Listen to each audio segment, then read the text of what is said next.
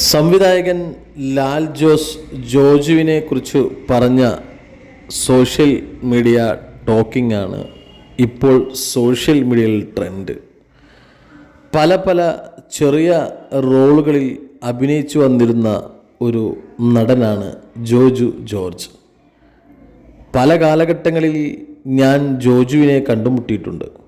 പല റോളുകളിലും പല ജോലികളിലും അദ്ദേഹത്തെ കണ്ടിട്ടുമുണ്ട്.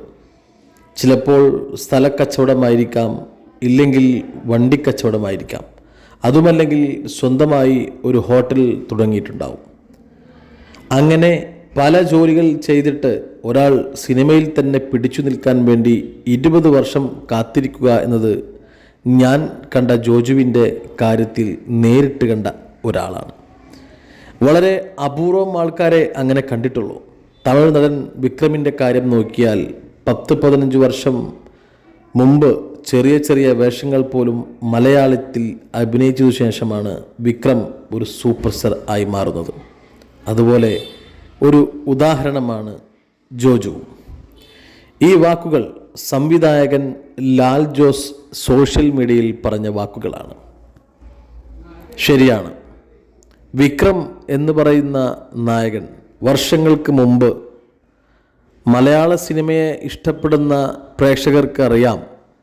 സൈന്യം എന്ന സിനിമയിലൂടെയും ധ്രുവം എന്ന സിനിമയിലൂടെയും ഇന്ദ്രപ്രസ്ഥം എന്ന മലയാള സിനിമയിലൊക്കെ കുഞ്ഞു കഥാപാത്രങ്ങൾ ചെയ്ത് പോയിക്കൊണ്ടിരിക്കുന്ന ഒരു നടനായിരുന്നു വിക്രം.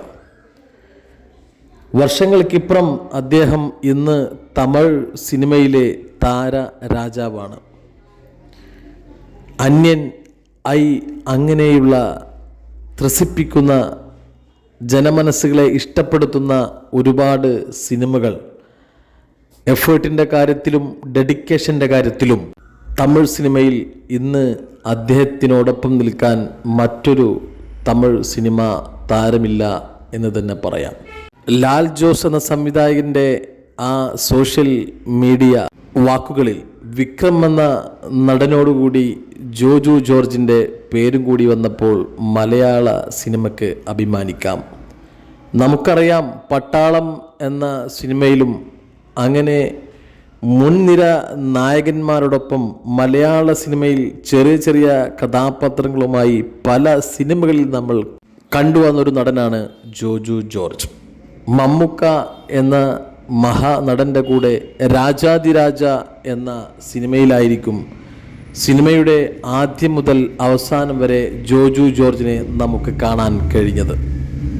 അതിനുശേഷം മലയാള സിനിമയിൽ മറ്റു പല സിനിമകളിലും സഹനടന്മാരോടൊപ്പം നമ്മൾ കണ്ടു പരിചയിച്ച ജോജു ജോർജ് ഒരു നിമിഷം നമ്മളുടെ മുന്നിലേക്ക് ജോസഫ് എന്ന് പറയുന്ന ഒരു മഹാസംഭവ സിനിമയെ നമ്മുടെ മുന്നിലേക്ക് തന്നപ്പോൾ നായകൻ എന്ന പാറ്റേണിലേക്ക് ജനഹൃദയങ്ങൾ അദ്ദേഹത്തെ സ്വീകരിക്കുകയായിരുന്നു.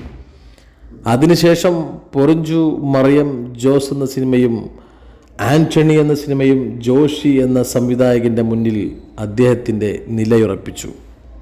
പിന്നെ തിരിഞ്ഞു നോക്കേണ്ടി വന്നിട്ടില്ല. ഇന്ന് മലയാളത്തിലും തമിഴിലും തെലുങ്കിലും ജോജു ജോർജ് എന്ന് പറയുന്ന നടന വിസ്മയം നമുക്ക് കാണാൻ കഴിയുന്നുണ്ട്. ലാൽ ജോസ് എന്ന് പറയുന്ന സംവിധായകൻ വിക്രം എന്ന നടനോടൊപ്പം ചേർത്ത് വച്ചതിൽ നമുക്ക് അഭിമാനിക്കാം. നമുക്ക് കാത്തിരിക്കാം വിക്രം എന്ന നടൻ്റെയും ജോജു ജോർജ് എന്ന നടൻ്റെയും നടന വിസ്മയങ്ങൾ ഇനിയും കാണാൻ.